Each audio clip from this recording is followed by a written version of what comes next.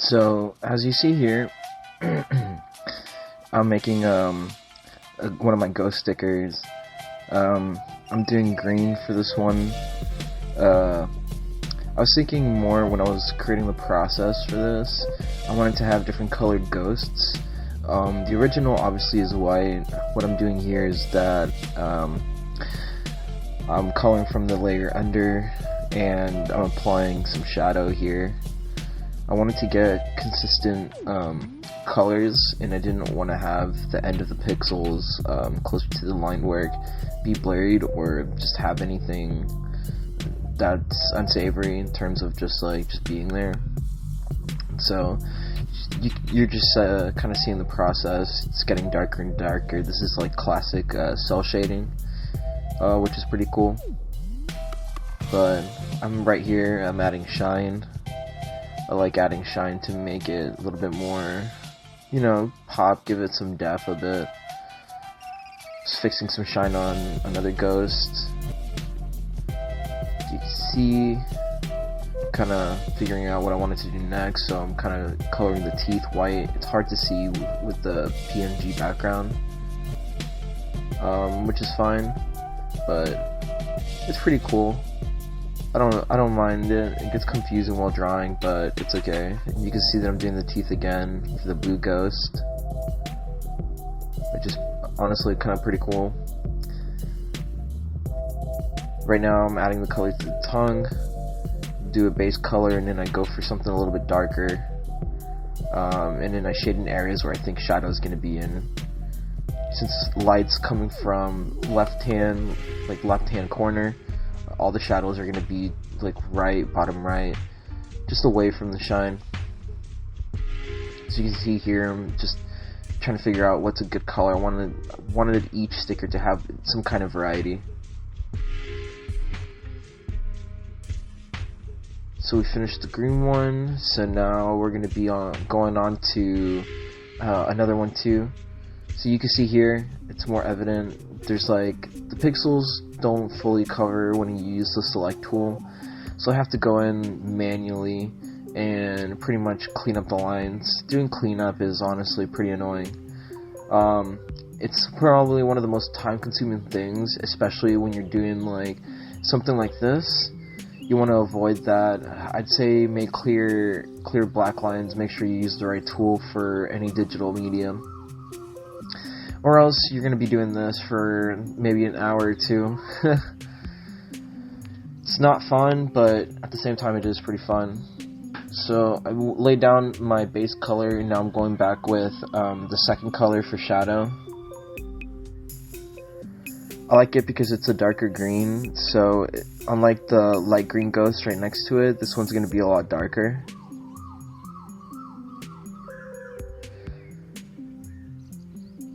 This forest green, I feel like could have been better, but it adds to the depth.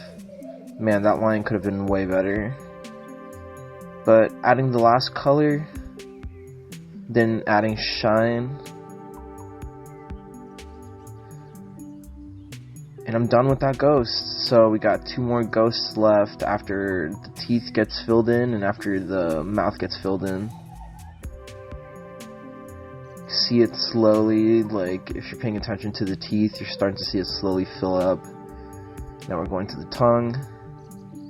Decided to use something light because the ghost itself was pretty dark. Contrasting that with its darker shadow makes it look kind of cool, almost kind of cartoonish feel. So this ghost, this is the original concept and color for the ghost. It was supposed to be, white, and it's supposed to have a purple outline actually, but I decided to give it a black outline this time. Had to scan it from my sketchbook, so recreating that is pretty interesting. And the question is, how do you shade white? So in order to shade white, you gotta have different layers of gray. So that's what I'm adding here. In order to make the white pop out, I need some kind of darker color, but not something too dark. So I opted out for, a pretty decent gray. I could blend this kind of stuff, but I like cell shading, and it's just something that I really like.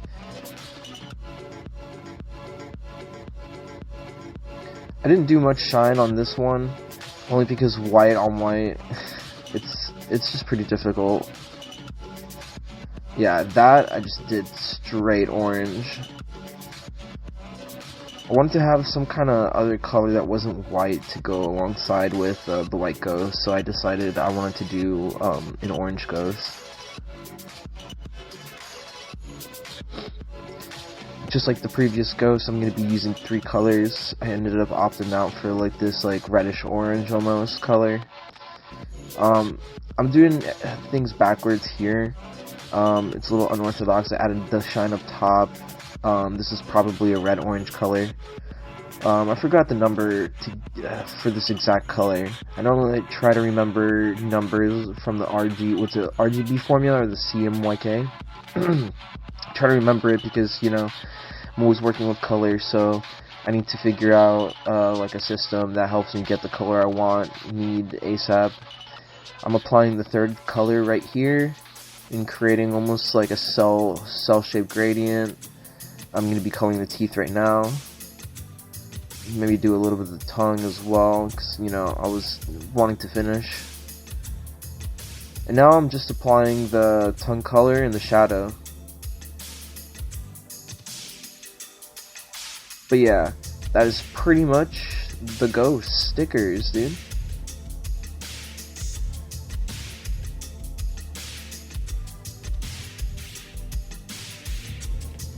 So right here, just kind of showcasing the stickers a bit.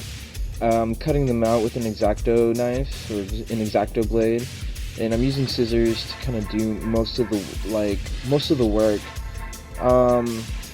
These stickers, I realized, if you don't have like a Cameo 4 Plus, which I have, or if you're trying to do this by hand, it's going to be a little bit difficult. There's definitely a skill curve or a learning curve when using these these equipment, for example the X-Acto blade or the X-Acto knife, and I realized towards sharper, more pronounced areas like the teeth of the ghost, I was having difficulties, so sometimes I'd be scrambling the edges and stuff like that, which isn't good because you want a clean cut, but at the same time, like, it still looks good. I'm really happy with how, like, these ghosts, like, really came out, and I just really love them.